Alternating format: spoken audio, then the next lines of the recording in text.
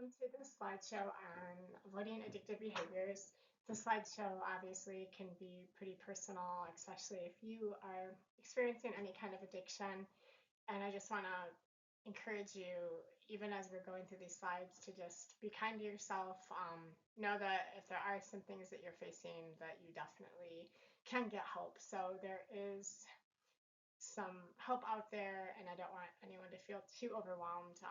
If you personally deal with addiction, or maybe even know someone that's really dealt with addiction. So I just want to put that out there before we start looking at these slides.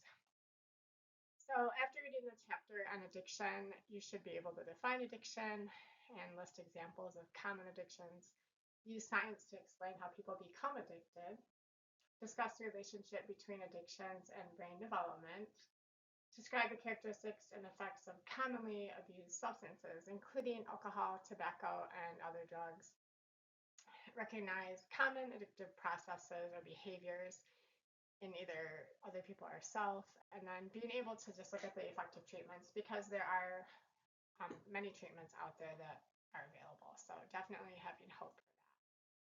So some people feel there are positive addictions and negative addictions. So the question is, do you agree? And there are some positive addictions that can be good, healthy habits. An example could be running, exercising. Of course, anybody can overdo even a positive one. You can even drink too much water. But we want to make sure that we are realizing that, yeah, there are some positive habits out there that we can have going on that can be considered an addiction. It could turn negative if a person's health is at risk because of the amount of running they do, or the reason for excessive running is based on negativity. But for the purposes of this chapter, we will focus on negative addictions and define addiction as only negative. So we'll kind of focus on that because, as we just mentioned, or I just mentioned, it definitely can turn negative even if it starts out positive. So addictions are classified as either substance addictions or behavioral addictions, depending on what is going on.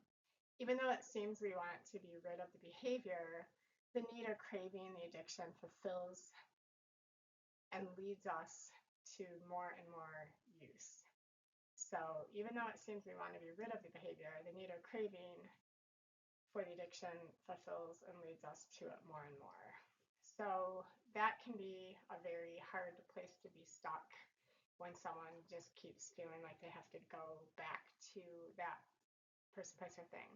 Because addiction affects the whole person, there are physical, mental, and psychological aspects to withdrawal when cut off from the addiction. So it's not just going to affect one part of their body. For instance, if someone stops using nicotine, obviously their body's going to miss that nicotine level being at the place it was, and they're going to go through withdrawal symptoms that way, but it also affects them mentally and emotionally, makes them very irritable, and so on.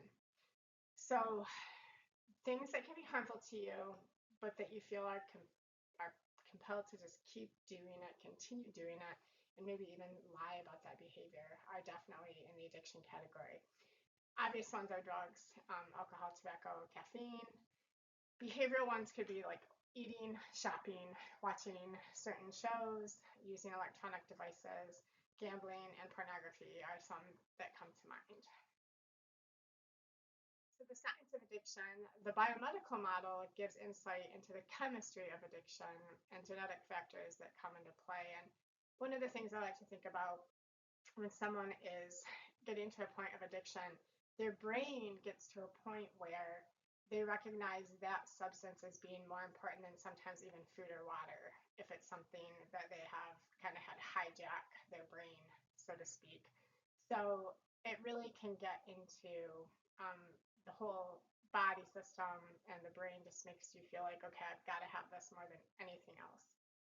Biopsychosocial perspective gives insight into personality factors that a person has, their family, relationship dynamics that they're going through, and things going on in their environment. Maybe it's the place they live, maybe they're around something all the time. Many medical professionals are now viewing addictive problems from a biopsychosocial perspective, so they kind of tend to go more that route when they look at addiction. So the chemistry of addiction the effects of addiction on the brain are the same regardless of what type of addiction it is. So that flood of dopamine causes the feeling of a high, which is a strong reward message that you'll find. The brain adapts and creates less dopamine for the stimulus, causing the need for more of it to reach that same high. So they kind of call it chasing the dragon. It's the first time they really feel that intense response, and then they always are looking for that again.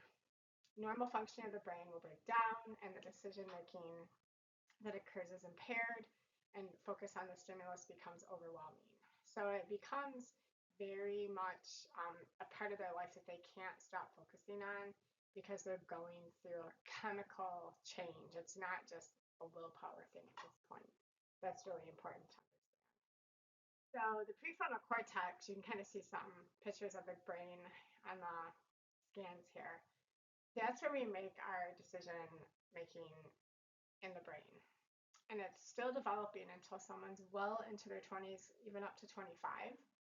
So that's especially an important part of why things like alcohol, drugs, etc., are not even supposed to be legal until someone's at least 21. And we're hoping that part of the reasoning is their brain is more completely matured. Teenagers may form stronger addictions and have a tougher time quitting because they are more susceptible to relapse. And if they didn't have a fully developed prefrontal cortex, which they wouldn't have yet, they're going to have a harder time processing. So young adult brains are more susceptible to being negatively affected by harmful substances. That's really important to understand. So the places of cognitive or reasoning functions that involve impulses and emotions are some of the last areas of the brain to mature, which is very important to understand. So there are complex genetic and environmental factors involved in the addictive process. Having a certain gene does not cause a person to become an addict or engage in addictive behaviors. It just means that the person will be more susceptible. So it's not a guarantee just because someone does have the A1 allele of the dopamine receptor gene, DRD2, that they're going to get an addiction for sure, but it does mean they are possibly more susceptible. Some attitudes and behaviors make one more susceptible to just in their personality itself. Maybe someone who has anxiety, impulsiveness, being self-centered, obsessed with image and how they look, dependency, denial, justification, pseudo-pleasure, negative control, depression, and perfectionism. These are just some of the attitudes and behaviors that they find are common in people that do have addictions. Again, it doesn't mean that you are guaranteed to have one, it's just more common. Some of the most commonly abused substances are psychoactive drugs, and they alter the brain function. So they change the person's mood, how they perceive reality, their alertness, and their behaviors are going to all be impacted by using psychoactive drugs. Drug addiction is definitely considered in the category of a brain disease because structure and function are absolutely altered in the brain. So some of the things that we have addiction to in our culture are caffeine, alcohol, tobacco and nicotine, marijuana, heroin, cocaine, and methamphetamines. Those are just some. And all of them, in essence, kind of hijack the brain, like I talked about earlier. They make it hard for the brain to decipher. And they want and crave that more than. So caffeine is found in beverages like coffee, tea, soft drinks, and energy drinks, and it's also found in chocolate. Some energy drinks contain up to 400 milligrams in just one 16-ounce can or bottle. It is the most widely used stimulant in the world, which means your heart rate's going to go up, your body's going to respond, blood pressure can be impacted. Basically, it's almost making your body feel like it's kind of plugged into that outlet, so to speak. Consuming more than 600 milligrams a day actually poses health problems. And keep in mind, that's in a full-grown adult.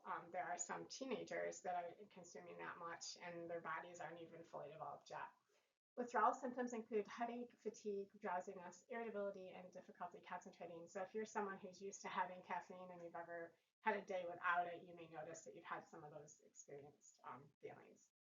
Since it is a stimulant, excessive use can cause anxiety, nervousness, upset stomach, and insomnia. And so it's something to be really on a high alertness for, and kind of paying attention if you are using caffeine, how is it making you feel, being mindful of how it's impacting your body, because it really is making a difference in how the body will work.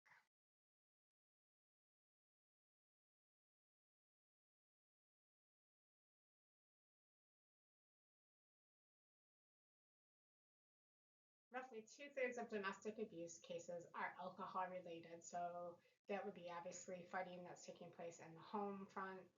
Years of heavy alcohol use limit capacity to think, reason, and make decisions. Alcohol is absorbed into the bloodstream and affects every system in the body. So that's really important to understand that it is changing how the body's working.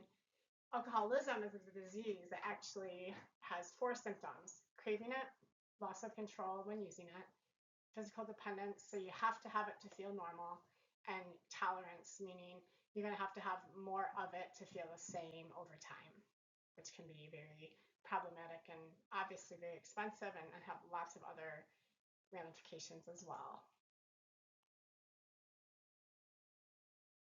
So, 1 in 4 students say that drinking has had negative consequences on their academic performance. So, their grades at school, getting to classes, getting homework turned in, all of those can go toward that. About 4 out of 5 college students drink, and about half of those engage in binge drinking, which means they're having 5 or more drinks in a row for men and 4 or more drinks in a row for women. So these are just some of the statistics that you're looking at here that show you it can definitely be an issue, causing 1,500 deaths, especially with motor vehicle crashes, 696,000 assaults by another student who's been drinking, 599,000 accidental injuries while under the influence, and then 1 in 5 people will experience some type of sexual assault or date rape. So that's something that's also very problematic and needs to be reported if it is happening. And again, Western does have a way to do that online. You can go in and make sure that you're reporting any abuse that has taken place or any assault that would take place. So tobacco is a stimulant containing nicotine, one of the most highly addictive psychoactive drugs. It's the leading cause of preventable death in America. And that I do not say lightly.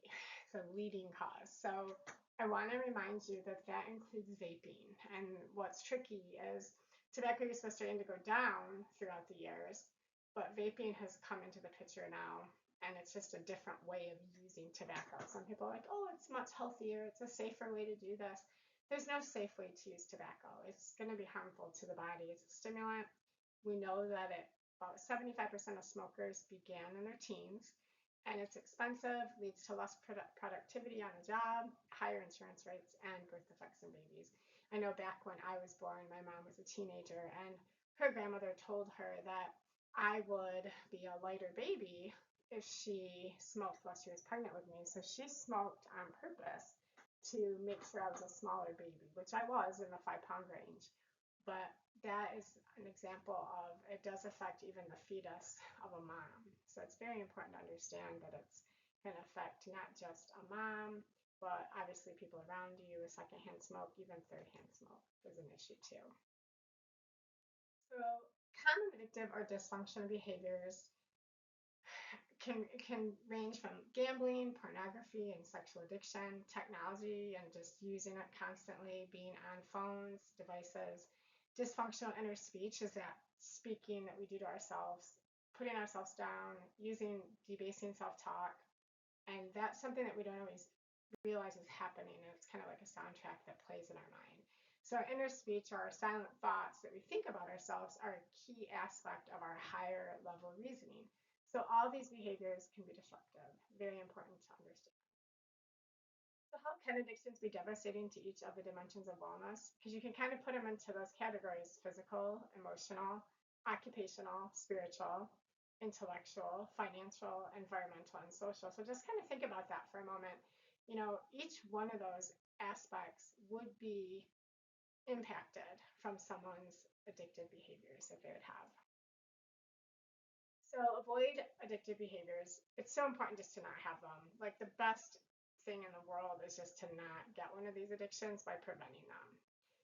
To overcome addiction, however, we need to back off and find strength from another source to change. So, changing addictive behavior, normally we would think, oh, willpower will lead to change. If someone just says, I'm going to stop, but with addictions, willpower actually can almost make it worse. It doesn't really just solve the problem. With a normal behavior change, we choose to change. To overcome an addiction, we choose to be changed. So it's going to take a lot of work. It's hard to just cold turkey quit like some people talk about doing. It does happen very rarely. It oftentimes is going to take someone helping you, someone letting you change from being that person that's going to be addicted to that substance. And for many things in life, we have to remember that it's going to probably be a lifelong journey. This is why things like AA can be so helpful, because we do it one day at a time. So some treatments out there, I just kind of mentioned one of them would be a 12-step program. That's something that Alcoholics Anonymous has used for years. And they use lots of these types of programs to help people accept help from other people and give help to others. Because a serious person that has addiction is going to really need to sometimes even combine therapies. It's important that you look at more than one. So motivational enhancement therapy, MET, this is non-judgmental listening as a means of intrinsic motivation. So listening to how someone's doing and just being able to talk about what's going on. Used in conjunction with other treatments is important. A solution-focused therapy begins more like a family approach, putting them together and really focusing more on, okay, we want the future to be better. They're not going to dwell as much on all the things that went wrong, but they're going to try to focus more on future. And there are some people that just need to have medication to help them. And that, of course, needs to be through a doctor prescription and help. Methadone has been helpful in treating opiate addiction. That's one example. Naltrexone has been helpful with alcoholism. Keep in mind that's something that would be done through a trained physician. So there is hope. There's hope. There's help for life after addiction. So learn to be active and to relax. This is not the time to be pushing yourself into other addictive behaviors, but to overcome the addiction. And it's usually a process that takes time, not really quick. So in order to come to a full recovery, there has to be a solid foundation of wellness. And recovery may not return or allow the person to go to their former life, but rather start a better life. So it's important that they don't just go back to old habits and old places that they've been. So is there anything in your life that you would count as an addiction for you? And again, I know this can be tricky, and none of us want to have to change or make a difference or start doing something differently, especially when we're comfortable. But it's super important to know that you can get help if there is something that needs to change. And think about, how's it impacting your life? Is it taking hours out of your day away from things you could be accomplishing, depending on what that is? And what can you do to overcome the addictions and overcome also helping other people too? So moving forward, do an honest introspection to see if you have any addictive behaviors or substances in your life and begin to eliminate them. Again, I like to say one step at a time. Just start with one that's really causing problems. Assess your environment to identify positive support. Who can help you overcome? Be willing to accept help and not just go into that willpower trap. I can do this on my own. And identifying work to reduce triggers that might really encourage those addictive behaviors. You can do this if you have any addiction. Please feel free to reach out, but definitely know there is a better life that's out there, especially once that addiction has been helped.